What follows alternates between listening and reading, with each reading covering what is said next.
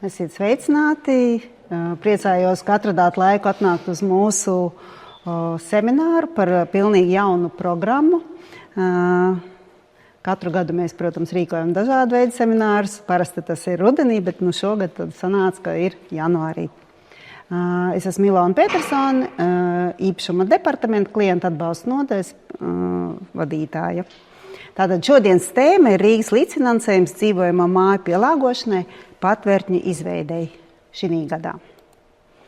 Kā katru reizi es stāstu, lai startētu veiksmīgi mūsu konkursos, rūpīgi ir jāiepazīstās ar nolikumu, jāizlasa visi pielikumi. Tad mūsu visi nolikumi ir publicēti mūsu mājaslapā Atjauno Rīga LV.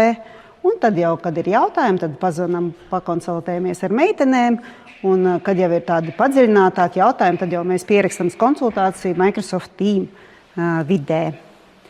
Tātad tie, kas satrauksies, ka kaut ko neatcerēsies, mūsu prezentācija tiks ielikta mūsu šeit, redzat, mūsu mājaslapā līdzfinansējums YouTube kanālā, un varēsiet vēlreiz noskatīties prezentāciju.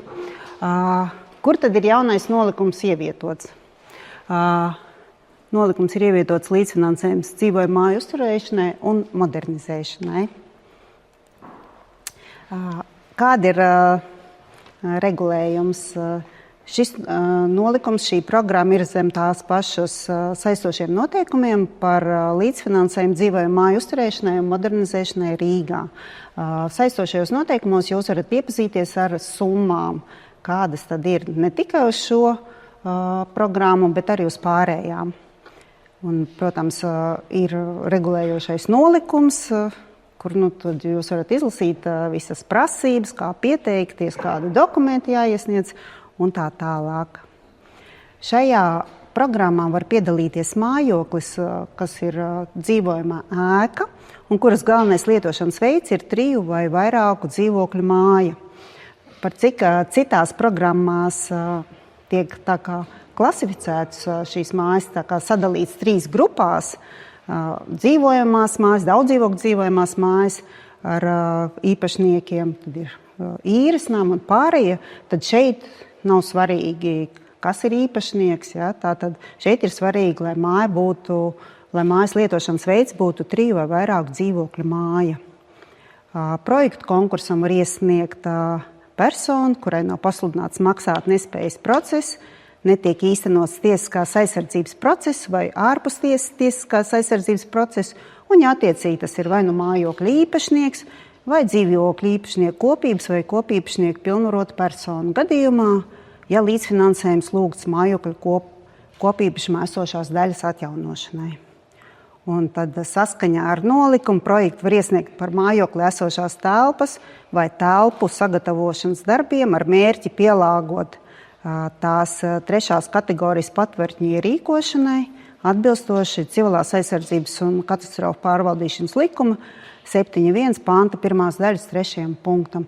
Tātad atceramies, tas nav izbūve, bet telpu pielāgošana. Un saskaņā ar nolikumu projektam objektam ir jāatbilst valsts ugunsdzēsības un glābšanas dienesta izstrādātajās vadlīnijās par minimālajām prasībām 3. kategorijas patvērtnes ierīkošanai noteiktiem obligātiem ieviešanas nosacījumiem. Vadlīnija punkts 1.1 līdz 1.9. Un šeit ir saite uz šo,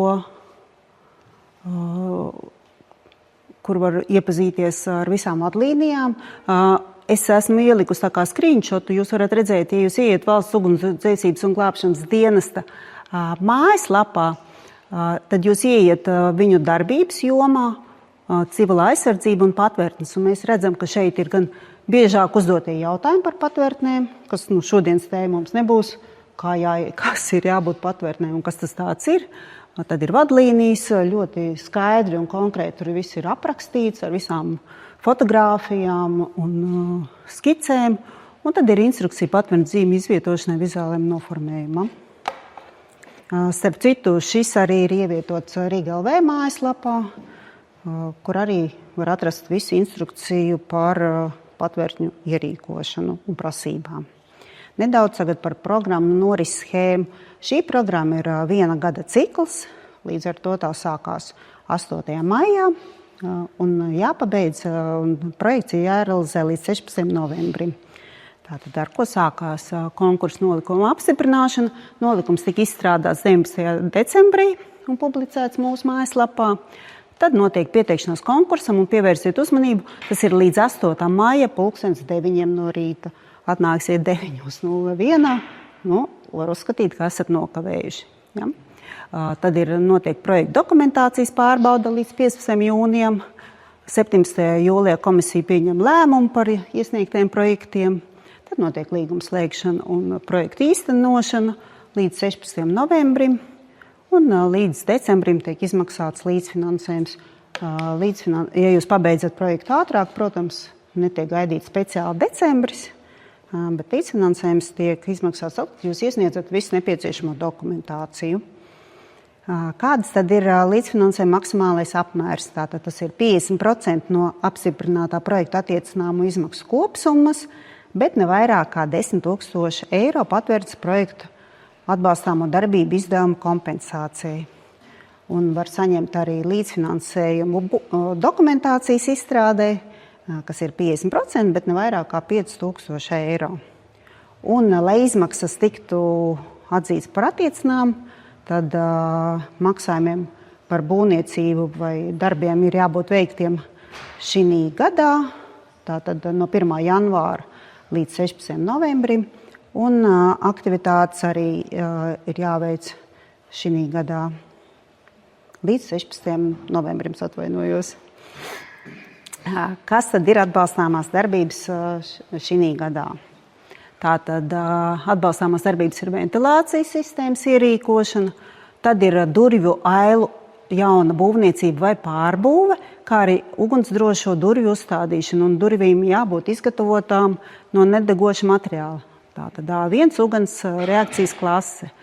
Tad ir trešā ir elektroenerģijas inženieru tīklu ierīkošana vai atjaunošana, lai objektu aprīkot ar autonomo apgaismojumu, kas kalpos avārijas apgaismojumu elektroenerģijas padevas pārtraukuma gadījumā, izņemot ģenerators. Tātad ģeneratori netiek kompensēti.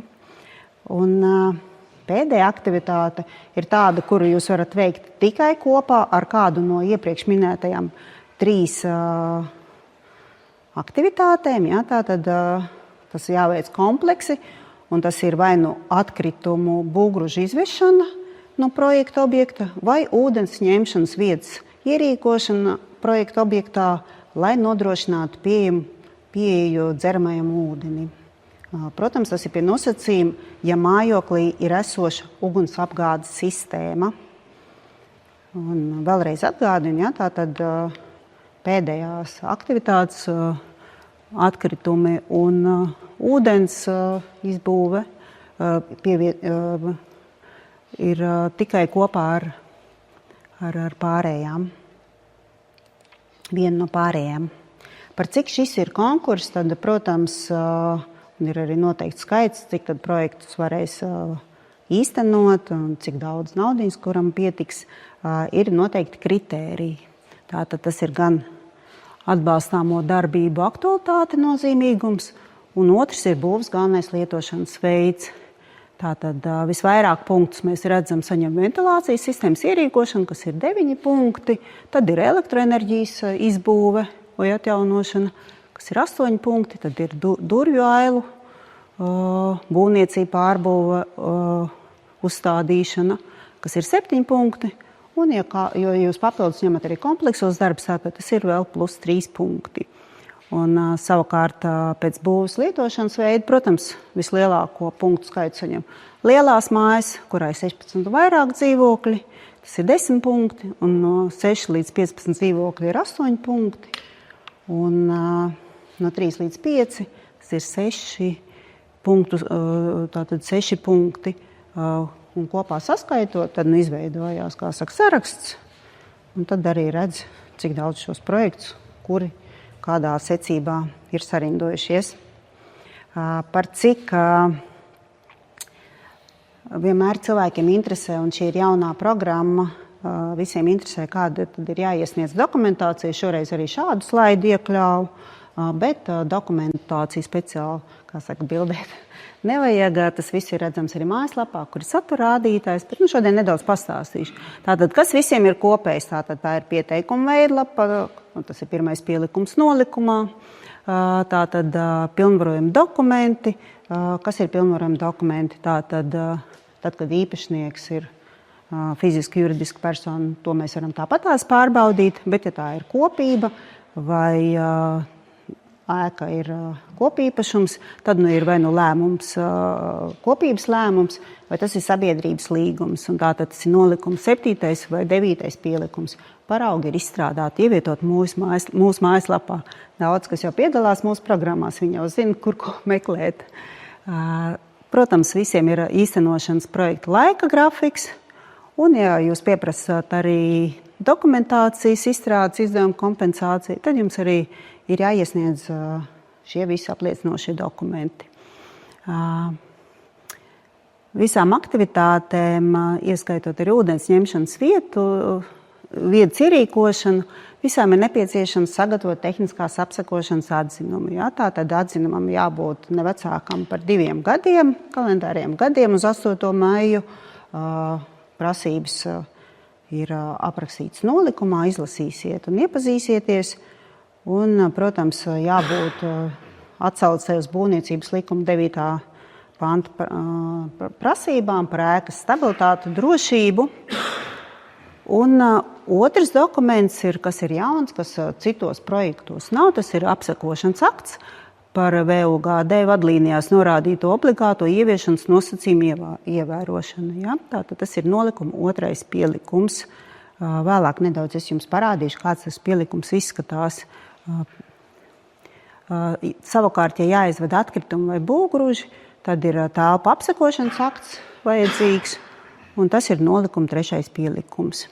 Kā jau visiem projektiem ir nepieciešama specifiskā tehniskā dokumentācija. Šeit es nerakstīju kāda, jo tāpat tās neatcerēsieties. Nolikumā ir ļoti skaisti aprakstīts. Ja? Tātad pie katras no aktivitātēm tad, kāda dokumentācija ir nepieciešama. Protams, ir jāpievieno būvdarba līgums vai piegādes līgums gadījumā, ja tiek uzstādītas piegādātas durvis. Vai atkrituma izvešanas gadījumā tas ir līgums par pakalpojumu saņemšanu vai līgums ar atkritumu poligonu apsaimniekotāju attiecībā. Tas ir atkarībā no tā, kādā veidā jūs šos atkritumus utilizējat. Vai jūs izvedat paši uz poligonu, vai jūs ņemat certificētu speciālu pakalpojumu. Ja, tā tad ir viņi speciālos reģistros un slēdzat līgumu par šo pakalpojumu. Protams, kā visos arī pārējos projektos, ir nepieciešama tāme, kura norādīt veicamie darbi un izmaksas. Tas ir 11. pielikums vai 12. pielikums. Ja tā ir lokālā tāme, tas ir atkarīgs no darbiem, kurus jūs paredzat veikt. Un pirmās 3 lielās aktivitātes, tātad ventilācijas sistēmas ierīkošana, durvju ailu, izbūve, teiksim, ja jūs gadījumā, ja jūs platākus durvis ievietojat, un elektroenerģijas ierīkošana, tātad šie darbi ir jāsaskaņo pilsētas attīstības departamentā. Attiecībā uz durvīm, protams, ja jūs nomainat vienkārši tāda paša izmēra durvis uz ugunsdrošām durvīm ar teiksim, atjaunotu kārbu, tad šis saskaņojums nav nepieciešams. Šeit izskatās tas pielikums pie tehniskās apsekošanas atzinuma. Tātad tas ir apsekošanas akts, kā es teicu, par vadlīnijas norādītu obligāto ieviešanas nosacījumu ievērošanu. Šeit viņš ir tāds ļoti saprasēts. Mūsu mājaslapā viņš ir Excel formā, un tad tur varēsiet arī iepazīties ar visu, kas ir nepieciešams tur norādīt. Kā diezgan skaidri. Paplaši ir gan tā tabuliņa, te viņa tāda ļoti saspiesta, salasīt neko tur nevar, bet mājaslapā tātad jūs varat to visu paskatīties. Un otrs, tātad tas ir 3. pielikums akts par telpu apsekošanu, un tad tā ir tāda vienkāršākā tabuliņa, un arī tātad, kā es teicu, tas ir nolikuma 3. pielikums. principā tuvojamies jau prezentācijas beigām. Tātad vērsīšu uzmanību, ka nolikumā ir atrunāta projekta administrēšanas kapacitāte. Tie ir 10 apstiprinātie projekti. Tāpēc es tā kā teicu par to vērtēšanu, ka tiek sākumā salikti punkti, un tad jau redz, kur ir lielākais punktu skaits, un tad dilstošā secībā. Un ir tāda laba ziņa gadījumā, ja būs daudz pretendentu, ka mēs gaidām grozījumus nolikumā, un tad iespējams šie būs 30 projekti, kas tiks apstiprināti. Grozījumi varētu būt janvāra laikā, februāra sākums, teiksim tā. Atgādinu, ka pašvaldības līdzfinansējums tiek izmaksāts kā kompensācija pēc projektā paredzēto darbu pilnīgas pabeigšanas un pilnu norēķinu veikšanas darbu veicēju. Un par vienu objektu, vienu saimnieciskā gada ietvaros, saskaņā ar šiem vai citiem pašvaldības saistošiem noteikumiem, var iesniegt vienu projektu. Tātad, ja jūs šogad nākat ar fasādi, pieņemsim, tad ar fasādes atjaunošanu, tad šī projekta cilvēks arī zina, ka šī gadā tad jūs piedalīties nevarat. Un, ja projekta īstenošanas laikā paredzēts kaut ko grozīt, pieņemsim darbu veicēju, jūs gribat pamainīt kādu objektīvu iemeslu dēļ, vai paredzams izmaiņas tāmēs, tad, protams, pirms izmaiņu veikšanas tas vienmēr obligāti ir jāskaņo ar īpašumu departamentu. Un, kā jau prezentācijas laikā es minēju, labs rīks visu nepieciešamo iesniedzamo dokumentu apstiprināšanai ir satura rādītājs, kas ir nolikuma 4. pielikums. Parasti arī konsultācijās cilvēki saka, ka tas ir tiešām labs rīks. Viņi sāk ar to, ka viņi izlasa satura rādītāju visus nepieciešamos dokumentus, kas ir jāiesniedz. Arī tur ir sadalīts katrai aktivitātei, tur nepieciešamie tie tehniskie dokumenti. Un tad jau sāk lasīt nolikumu, jo nolikuma ir vispārējas prasības, iesniegšanas kārtība, noformēšanas kārtība, kurā vietā jāiesniedz un tā tālāk, bet tad viņi meklē konkrēti jau nolikumā, ko katrs dokuments nozīmē. Tas sevišķi tiem, kas projektā piedalās pirmo reizi. Tā kā tā. Paldies par uzmanību. Vēlreiz atgādinu, tātad mūsu mājaslapa ir Atjauno Rīga LV. Un tiek vienmēr visas prezentācijas un semināri ievietoti Rīgas līdzfinansējuma ēku atjaunošanai YouTube kanālā. Un sekojiet, protams, mūsu visām aktivitātēm, mūsu Facebook kontā Koka Rīga. Tad paldies par uzmanību. Tagad ir jautājumi. Sakiet, uz projekta iesniegšanas brīdi ir nepieciešams būvvaldei saskaņots apstiprināts būvprojekts? Es palūkšu manai kolēģei Irīnai Miķelsonai, kas ir pārvaldes priekšniece, atbildēt uz šādiem jautājumiem. Jā, labdien! Tātad šogad vienīgais pasākums, kur jums iespējams būtu nepieciešams būvprojekts, ir durvju ailu pārbūve. Ja, piemēram, jūs liekot ugunsdrošās durvis, gribat šīs ailas platākas vai lielākas nekā oriģinālās. Visi pārējie pasākumi, kas tur ir paredzēti, viņiem nav nepieciešams izstrādāt un pilsētas attīstības departamentā saskaņot būvprojektu. Es arī gribētu uzdot jautājumu. Es sapratu to, ko jūs minējāt prezentācijā, ko var nomainīt, izdarīt, bet gribētu tā mazliet to situāciju pamodulēt. Vai tas, kad šādās telpās tiek ierīkotas vannas istabas toaletes, vai tas ir atbalstāmi? Kas ir ar logiem vai logu ailes? Mēs arī varam stiprināt programmas ietvaros, attiecīgi stiprinot logus, vai mēs varam paredzēt slēģus? Jā, tas būtu tāds jautājums. Par sammēsglu izbūvi pagrabos es baidos, ka tas varētu būt ļoti maz reāls. Bet tur ir runa par ūdens guves vietu, tā kā jā, tur var ūdens iegūšanas vieta, tur ir tikai tiem gadījumiem, kad ūdens apgādes sistēmā pagrabā pati par sevi jau pastāv, bet varbūt nav izbūvēts krāns vai ir kaut kāds tehniskais krāns, ar vienvārdu sakot, tas drīzāk varētu teikt tā, ka tas tiek izveidots, lai varētu ērti izmantot daudz cilvēki, ja ir pagrabā uzturās, tad izmantot to krānu. Ja.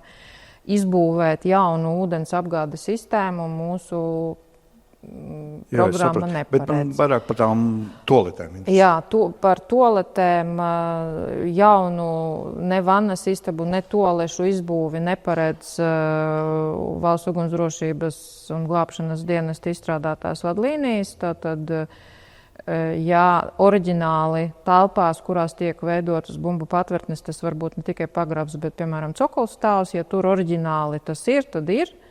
Neko jaunu nav paredzēts, netiek pieprasīts taisīt, tā kā tas var būt risināts arī ar kaut kādiem citiem paņēmieniem, kā tur to sanitāro daļu var nodrošināt. Bet pārbūvēt pagrabā, veidojot sanmezglus, tas nav nekur paredzēts. Un par tiem logiem, kā jūs jau minējāt, Sokolu stāvā? Par logiem mums pagaidām nekā nav, jo ugunsdrošības dienesta vadlīnijas ir ļoti vispārīgas, un arī mums nav vēl līdz galam paredzēts izstrādāts regulējums, kas vispār tā kā varbūt detalizēti kaut ko teiktu. Jā, nu tad mēs skatāmies uz mērķi. Mērķis ir 3. kategorijas bumbu patvērtne. Un šobrīd mēs runājam tikai par tiem pasākumiem, kas tieši ir minēti vadlīnijās. Ja mēs pēc tam redzēsim, ka mums ir kaut kādi konkrēti gadījumi, kuros mēs redzam kaut kādu vēl nepieciešamību, protams, ka mēs šo pasākumu klāstu tālāk sāksim attīstīt. Ja, arī, ja, piemēram, parādoties vēl kaut kādam papildus regulējumam, mēs redzēsim, ka ir vēl kaut kādas lietas, kas varētu būt aktuālas, tad to mēs visu iekļausim. Šobrīd šie ir tie tādi minimālie, superminimālie pasākumi, lai vismaz tikai to, kas vadlīnijās ir, būtu iespējams izpildīt. Skaidrs, paldies. Un vēl viens jautājums.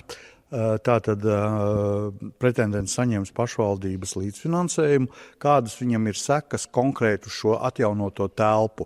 Vai tā ir jātur brīva, vai tur var izvietot savas mantas, jā, vai nāks pārbaudīt, jā, kāds ir reakcijas laiks, ja gadījumā tas... Tas viss neatiecās uz mums. Šobrīd šī gada pasākums neparedz to, ka jums būs parādījusies telpa, kurā piekārs zīmīti bumbu patvērtne. Vēlreiz atkārtošu, vēl pagaidām nav izstrādāts regulējums, kādā veidā vispār telpas var atzīt pa bumbu patvērtnēm. Līdz ar to, piemēram, ja jums ir, jums uztaisat kolēģis rādīto apskates aktu un redzēsiet, ka jums vajag, piemēram, 3 aktivitātes uztaisīt, lai jūs visu izpildītu, tad šogad jūs varat atnākt ar 1 vai 2 un vēl nākamajā gadā atnākt un vēl 1 uztaisīt, lai tad to šiltīti beigās dabūtu. Kā darbojās bumbu patvērtne, tas vairs nav mūsu jautājums, tad mēs tikai piefiksējam to, kad ir izdarīts tas, par ko bija runa. Ja, tad vadlīnijās ir dažas piezīmes rakstītas, kā jālieto bumbu patvērtņu telpas, ja?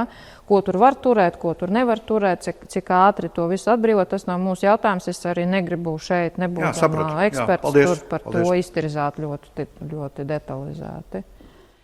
Labdien! Man lūdzu jautājums par to, vai pēc šīs te remonta viņi skatīsies kā publisks patvērtnes, jeb tas neatiecās uz šo konkrētu? Deleģējums, uz kā pamata ir uztaisīta šī programma, ir likums par palīdzību dzīvokļu jautājumu risināšanai, un šajā deleģējumā ir paredzēts, ka bumbu patvērtne tiek veidota dzīvokļu īpašnieku vajadzībām.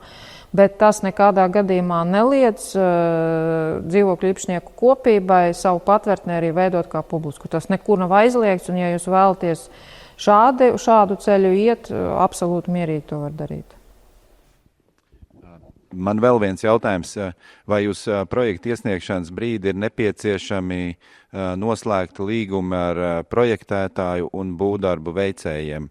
Un vai nepieciešami taisīt iepirkumu šiem pakalpojumu sniedzējiem? Iepirkumi nav vajadzīgi, jo tāpat kā visās citās programmās mūsu atbalsta intensitāte nepārsniedz 50% no attiecināmajām būvdarbu izmaksām, un šis maksājums ir kompensācijas maksājums. Tas nozīmē, ka īpašniekiem vispirms 100% apmērā pašiem ir jāapmaksā plānotie pakalpojumi, un tikai tad, kad viss tiks izdarīts un uzrādīts, kā izpildīts un samaksāts, tikai tad ir iespēja saņemt kompensācijas maksājumu no pašvaldības. Kas attiecās uz līgumiem, tad attiecīgi tur, kur ir vajadzīgs būvprojekts, tad ir jābūt jau gatavam saskaņotam būvprojektam. Ja būvprojekts nav vajadzīgs, tad arī arhitekts tur nekāds nebūs vajadzīgs, nekāds projekts tur nebūs vajadzīgs. Bet būs vajadzīgi visi tie līgumi, kas ir minēti nolikumā. Tātad, ja jums ir, tur atkritumu izvešana, tad ir jābūt līgumam par šo pakalpojumu. Ja jums ir elektroinstalācijas izbūve, tad par šiem darbiem, jo projektam mēs aprēķinām finansējumu nevis uz teorētisku tāmu kaut kādu izmaksu aprēķinu, bet uz konkrētu jūsu izvēlēto darbu veicēju, kurš jums ir iedevis cenas piedāvājumu un jūs esat to pieņēmuši parakstot līgumu. Ko jūs saprotiet ar vārdu atkritumu, jo bieži vien, teiksim, pagrabos ir kaut kāds kultūras slānis izveidojies, kas varbūt ir vienkārši zeme, kas ir jāizved, varbūt, kad tas arī ir iespējams? Un ja jā, tad cik daudz tas slānis ņemams nost? Ir pat līdz metram, varbūt? Runājot par kultūras slāni, tas ir drīzāk, es teikšu tā, kad īpašniekiem pašiem ir jāizvērtē, vai tas, ko jūs saucat par kultūras slāni, ir kaut kas tāds, kas jums traucē šīs telpas pārveidot par šim mērķim lietojumiem. Ja?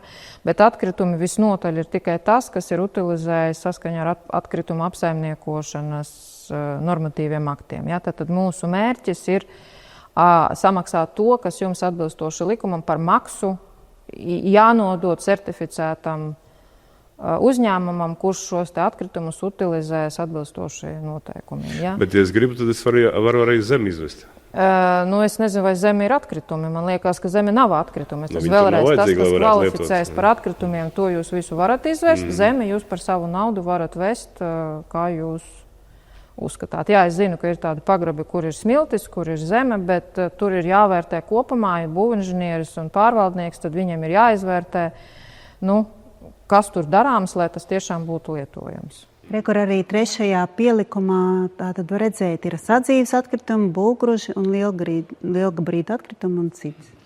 Tātad, kas tur tiks uzskatīts, fotofiksācija ir jāpieliek. Tas ir tas, ko jums aizvedīs uzņēmumi. Mums tur ir arī ielikts links nolikumā, uz vietu, kurā jūs varat arī atrast, kas ir tie uzņēmumi, kas šādus pakalpojumus piedāvā. Jā, paldies. Sakiet, lūdzu, vai es pareizi saprotu, ka to projektu var realizēt pa daļām gadu pēc gada? Tas nav projekts, tie ir pasākumi. Pasākumi. Jā, tātad šogad jā, bet pēc tam vairs nē, tāpēc, ka tad, kad jau būs regulējums, kurā jau beidzot būs pateikts, kā viss tas pasākums ir kvalificējums par patvērtni, tad sākot ar nākamo gadu, ja viss būs labi, būs jāizdara viss, lai saņemtu šiltīti. Vienā gadā. Šogad vēl ir iespēja šos pasākumus sadalīt, izdarīt pa daļām. Bet, protams, ka galvenā doma un arī likuma deleģējums paredz to, ka jums rezultātā tai patvērtnē ir jābūt.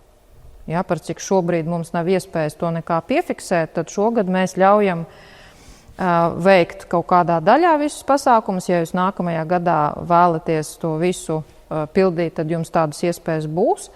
Bet tie, kas šogad neatnāks, tad tiem vajadzēs jau gala beigās izveidot vismaz minimālā veidā, kā vadlīnijas prasa. Ja, bez toaletēm, vannas istabām un pārējā, tad tur ir jābūt tam visam minimumam izpildītam. Jūs minējāt tie, kas šogad atnāks, bet var atnākt tikai 10. Tātad tiem 10 būs tā iespēja. Šogad būs 30. Bet ja pieteiksies 300, tad visiem 300 varbūt būs iespēja, jo viņiem viss jau būs sagatavots. Es jums pateikšu tā, kad atnāks 300, tad mēs par to diskutēsim. Pagaidām nevienā programmā mums 300 nav bijis. Okay. Tas tā tēlaini izsakoties.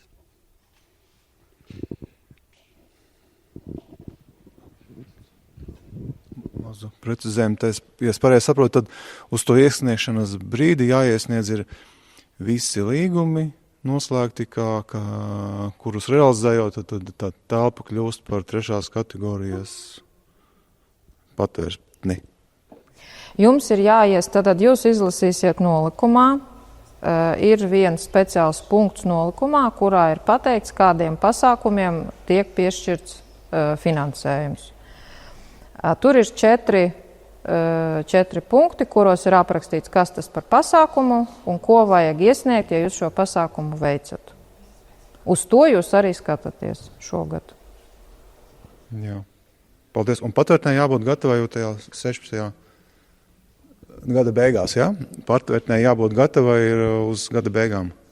Jā, visi tie pasākumi, ko jūs pieteiksiet, jā, līdz 14. vai 16. novembris ir pēdējā diena, kad jums ir jāiesniedz mums jau atskaites dokumenti, ka viss ir izpildīts, viss ir izdarīts un viss ir samaksāts. Samaksāts un arī valsts ugunsdrošības dienests pārbaudīs un pateiks, jā. Es jau 3 reizes pateicu, ka šogad nav vēl regulējuma, kā var pārbaudīt. Tāpēc šogad, lai mēs varētu jau ātrāk sākt visu to darīt, šogad jums nebūs iespēja saņemt apliecinājumu, ka tas viss ir ok. Tāpēc, ka nav normatīvā akta, kas paredz, kā tas notiek. Ok, tad, piemēram, ja es gribu vismaz iet uz to mēķi, tad es tev, piemēram, izvest atkritumus un sakārtot elektrību, izdarām to, ko var izdarīt. Un... Jā, tieši tā, jūs pilnīgi pareizi sapratāt. Jā, paldies. Vēl pēdējais jautājums. Ja mēs piesakamies šogad un dabonam to finansējumu, vai mēs varam pieteikties arī nākamgad? Jā. Elektrība 220, jeb 12. Es neesmu inženieris, es jums nevaru atbildēt uz to. Ventilācija pietiek ar skursteņu veidināšanas cuku 2 stāvmājā. Es neesmu inženieris, es jums nevaru uz tehniskiem jautājumiem atbildēt. Kas nolikumā tur ir rakstījis, to arī var darīt. Tas ir tas, ko es varu jums pateikt, diemžēl. Tā kas šogad ir tikai pa durvīm, pa ūdeni? Tu vari lūdzu vēlreiz uziet uz to slaidu? Es attaisīšu jums slaidu, lai jūs vēlreiz atcerētos, tātad kādas aktivitātes. Tātad tas ir ventilācijas sistēmas ierīkošana, tas ir pirmais. Tālāk ir durvju ailu jauna būvniecība vai pārbūve, kā arī ugunsdrošo durvju uzstādīšana. Un durvīm ir jābūt izgatavotām no nedegoša materiālā. Verās uz āri, jeb uz iekšpusi. Tātad mēs vēlreiz atgādinām, mēs šeit runājam par līdzfinansējumu, mēs dodam jums naudu. Ugunsdrošām durvīm vēršanās ir tāda, kādai ir jābūt ugunsdrošām durvīm. Viņas citādi neveras. Parasti varjās uz āru, bet tad, kad jūs to mainīsiet, jums jau speciālisti uzstādīs pareizās durvis. Jā, tātad, un 3. lielais pasākums ir elektroenerģijas inženiertīklu ierīkošana vai atjaunošana. Un mērķis šai tātad vēlreiz uzsvērsim, tātad mērķis priekš kā mēs elektroenerģiju ierīkojam, mērķis ir, lai objektu aprikotu ar autonomu apgaismojumu. Nevis vienkārši kaut kāda elektrība, bet elektrība, kas izpildīs šo funkciju, aprīkot objektu ar autonomu apgaismojumu. Tas nozīmē, ka jums visur citur elektrības nav, tad jums ir jābūt, pagrabā jāsaglabājās tā elektrība. Šāda ir ideja. Jā, tāpēc, ka ja jums ir iekšēja elektrības sistēma mājā, jums jau nevajag projektu. Jūs vienkārši izveidosiet nepieciešamo konkrētajās telpās. Tas jūsu nolikums attiecās arī uz privātu mājām. 3 un vairāk dzīvokļu. Ja jūsu mājā ir vairāk par 3 plus dzīvokļu. Kaut arī tur nedzīvo neviens. Dzīvoklis nozīmē autonoma apkure, autonoma visu sanmest, lieja, izeja un tā tālāk. Dzīvoklis ir tas, kas jums ierakstīts inventarizācijas lietā. Tātad jūs paņemat, paskatāties savu inventarizācijas lietu, tur uzrakstīts lietošanas veids, ja, tātad ēkas lietošanas veids. Privātmāja. Ja privātmāja, tātad tas ir viens dzīvoklis. Nē, Ja jums ir privātais īpašums, tātad tur ir ierakstīts lietošanas veids 3+, ja, tātad jums jāskatās. Tātad ir dažādas dzīvojamo māju kategorijas. Privātmāja, tā ir jebkura māja, kas nepieder valstī vai pašvaldībai. Tātad mājās, kurās var dzīvot, ir vairākas kategorijas. Ir savrupmāja, kas ir domāta kā dzīvošanai, kā viens vesels gabals. Ir 2 dzīvokļu māja, tā ir māja, kurā ir 2 atsevišķi dzīvokļi, kuros ir sava ieeja un viss, kas dzīvoklim piederās, istabas, nezinu, tur toalete, ja viņa tur ir, ja viņa nav, tad kaut kur ārā viņa ir un tā tālāk. Ir 3 dzīvokļu mājas un vairāk dzīvokļu mājas, un mēs piedāvājam savu finansējumu tām mājām, privātajām, kurās ir 3 un vairāk dzīvokļi. Vai viņa būs kā kopīpašums, tad inventarizācijā jūs redzēsiet šos atsevišķus dzīvokļus, vai tas jau ir dzīvokļu īpašumos sadalīts, kur katrs dzīvoklis ir atsevišķs īpašums. Bet no konstruktīvā viedokļa tā ir tāda pati māja, kura ir vismaz 3 dzīvokļi. Un ja kopējā pagalmā ir 2 mājas, 2 koka mūra māja, kura ir 2 stāvu un ķieģeļa mūras 51 centimetri un pagrabs apakšā, tas der. Jebkura dzīvojamā māja, kura ir kopēji norobežot, kadastra numuri 2, īpašnieks ir 1. Jā, tad vēlreiz katrai mājai jūs varat pieteikt finansējumu.